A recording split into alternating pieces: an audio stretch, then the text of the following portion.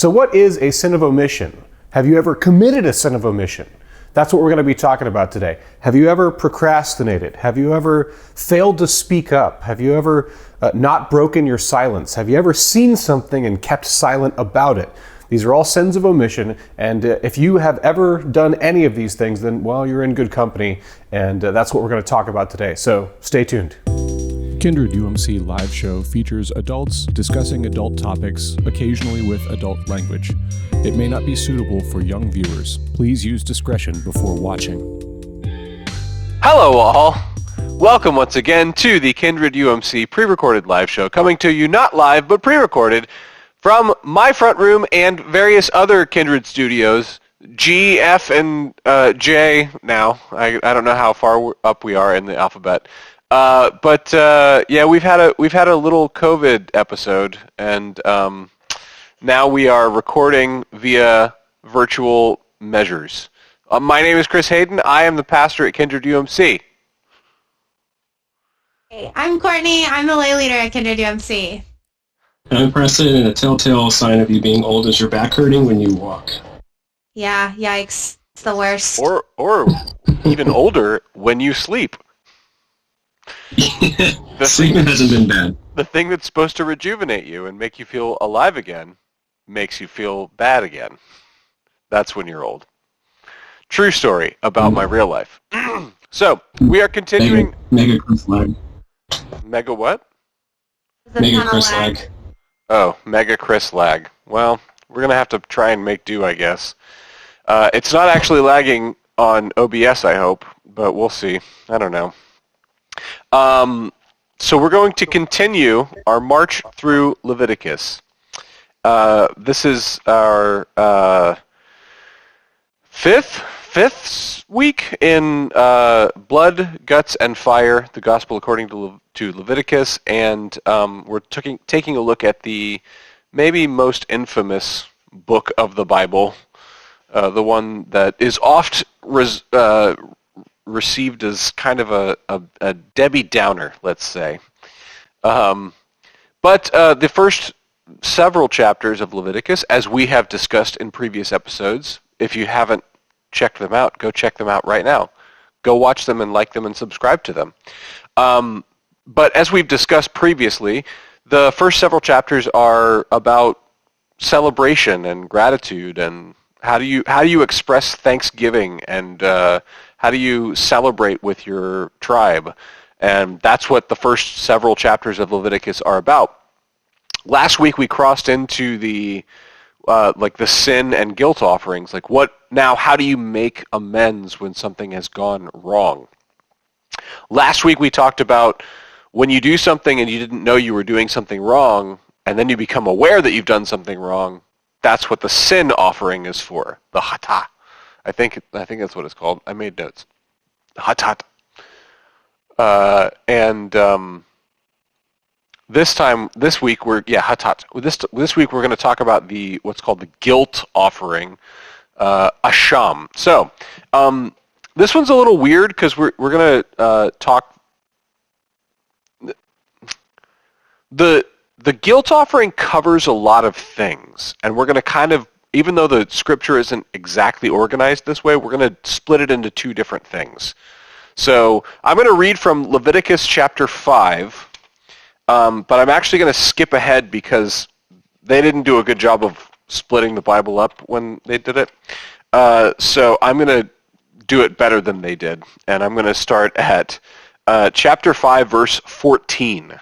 And it goes like this. The Lord spoke to Moses, saying, when any of you commit a trespass and sin unintentionally in any of the holy things that the Lord you shall bring as your guilt offering to the Lord a ram without blemish from the flock, convertible into silver by the sanctuary shekel.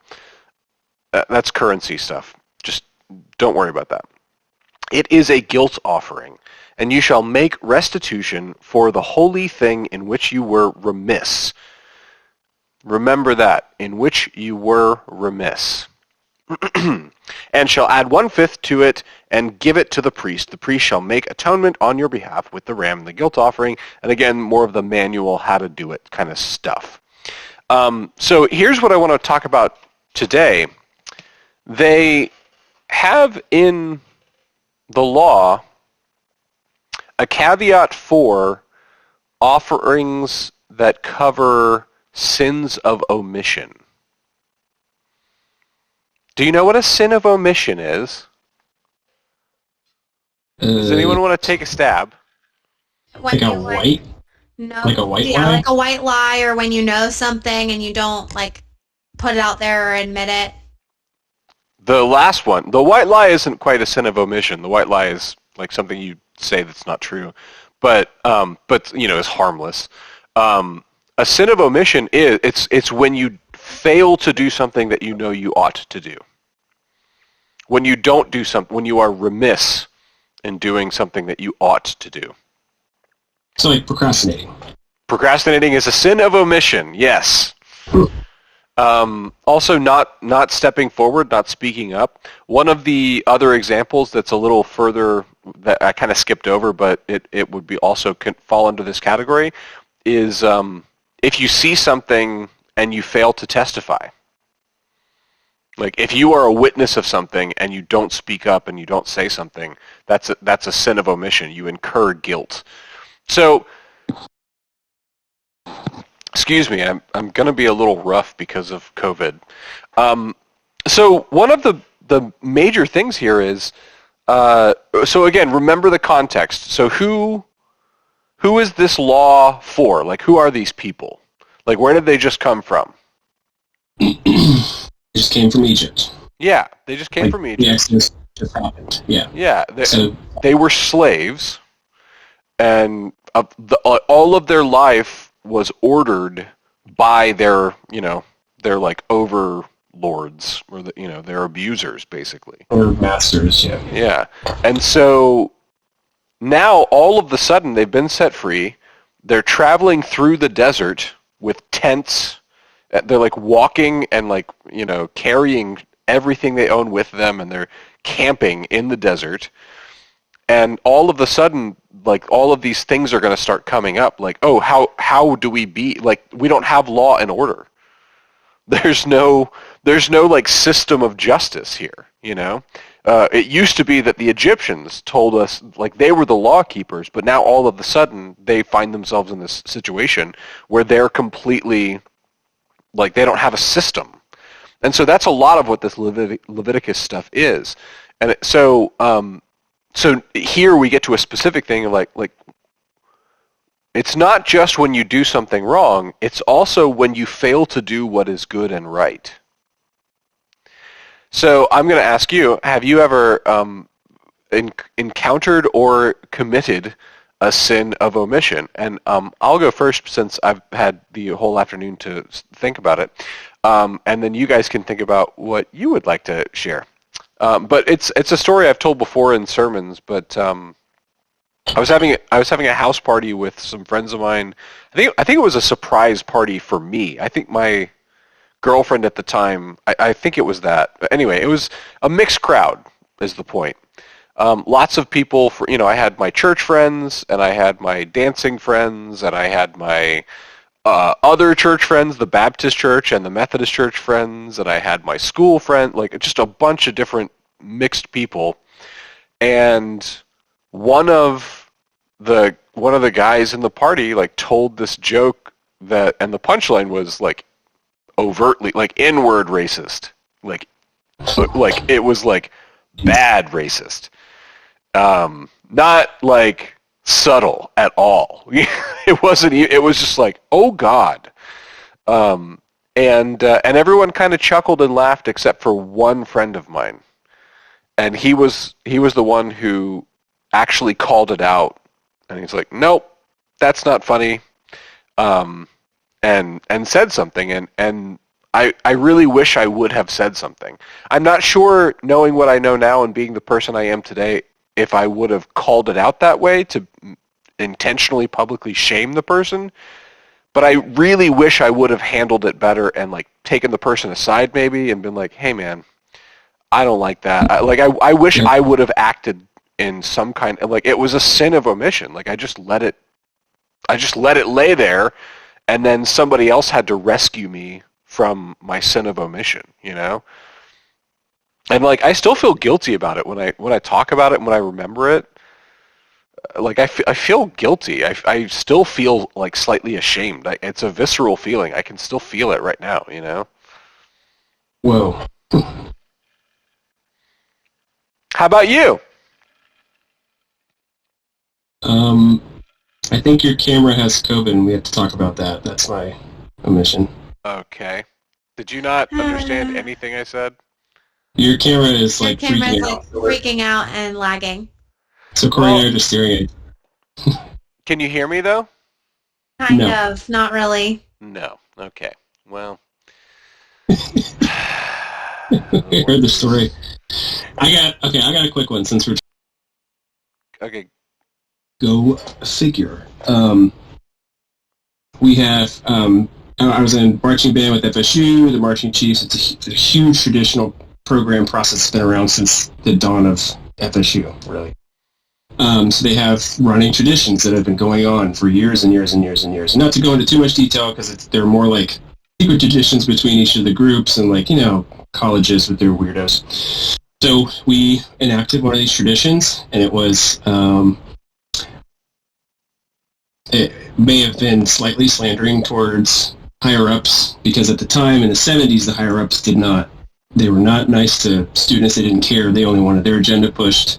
So we're doing it this way, or you can get out type of speech. So the slandering came through, we're sticking up for ourselves. We want to do this because we want to do this, not because you're telling us to. And it wasn't taken well. So And it turns out. When the director came down and asked who did it, who heard about it, and who told you to do that. I mean, there are two of us that may have stood up. Because it's outside, it's 100,000 degrees, there's 400 people watching you get extremely embarrassed in front of everybody. So, Sinofomission right there was, I obviously should have. Of course I did it, you watched my mouth move, but, I mean, if this is going to get me kicked out of school, I have no repercussion for anybody, any of my family, just disowning me right here. Yeah.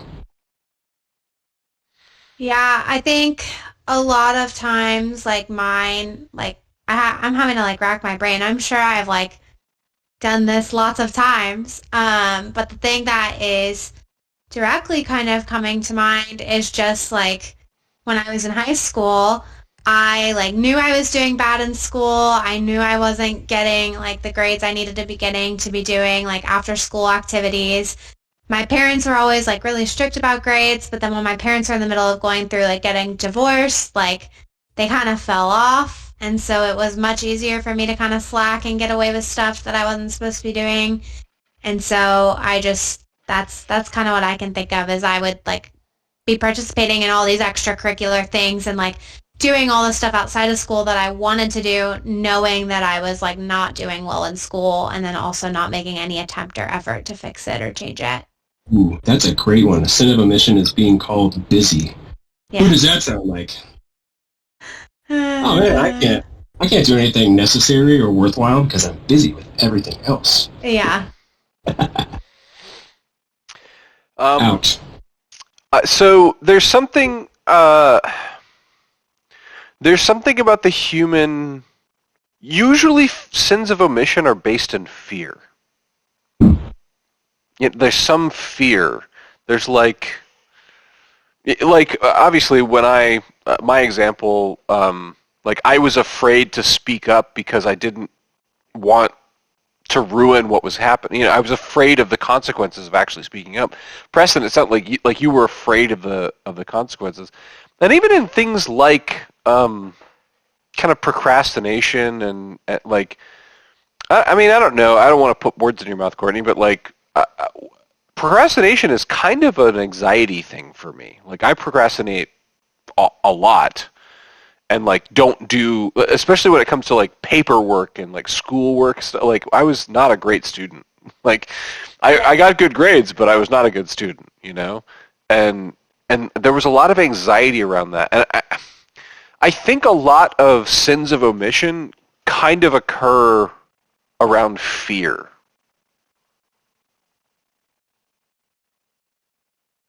Did I Yeah. can't- I mean, for my specific example, yes, but in that specific example, I would say it was more rooted in laziness than anything else. Or I guess like fear of getting caught. Like I didn't want okay, so I could see that too. Like I didn't want my mom knowing about how bad I was like slacking off and just, but it wasn't like even like procrastinating so much as it was I was just not doing what I was supposed to be doing. I was just not doing the work. Yeah, laziness is not always sloth. It's like I would say for me a lot of times it's definitely fear, but in that specific example it was more laziness. Yeah. So, again, the kind of subtitle, the follow-up to the Blood, Guts, and Fire is, it's the gospel. It's good news. The root of the word gospel is good news. And it's important especially for a new tribe, a new civilization that was budding. The Israelites were becoming a people together. But also it applies to us today. Like, if you drop the ball, you still have a place. There's still a way to engage and still be part of things. And that's kind of what these sacrifices and these kind of procedures that they enacted that are about. They're about like, hey, just because someone screwed up doesn't mean that they're no longer valuable, no longer able to participate in the community, no longer, don't have anything good to offer. It's actually the opposite. It's like, hey, it's this acknowledgement that like, yeah, everyone screws up. Like, we all have sins of omission. We all have areas where we failed to step up or say the right thing, or we didn't do what we were supposed to do. It's this acknowledgement of the universality of, yeah, we're all imperfect.